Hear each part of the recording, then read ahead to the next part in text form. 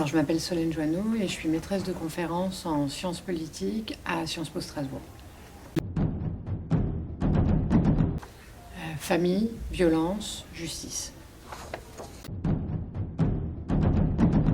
Alors moi, j'ai travaillé sur les conditions d'invention, d'inscription dans le droit et d'application d'un droit à la protection des femmes victimes de violences masculines dans le couple.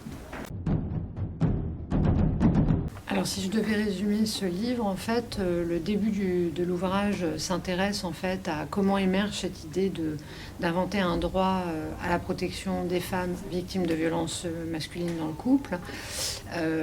Donc les origines notamment militantes de l'ordonnance de protection, pour ensuite s'intéresser à la manière dont ce dispositif a été traduit juridiquement dans le code civil.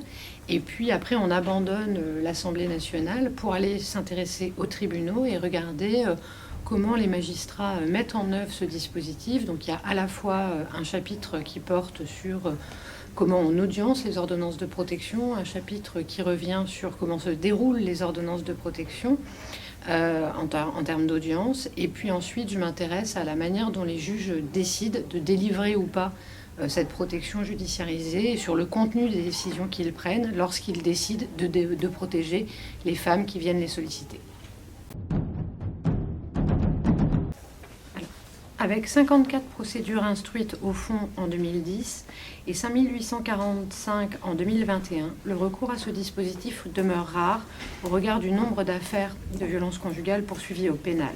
À titre d'exemple, selon les données du ministère de la Justice, les juridictions pénales françaises en 2015 ont audiencé plus de 26 000 affaires de violences sur un ex-conjoint ou un conjoint, tandis que les affaires familiales n'ont pas statué sur plus de 2846 demandes de protection.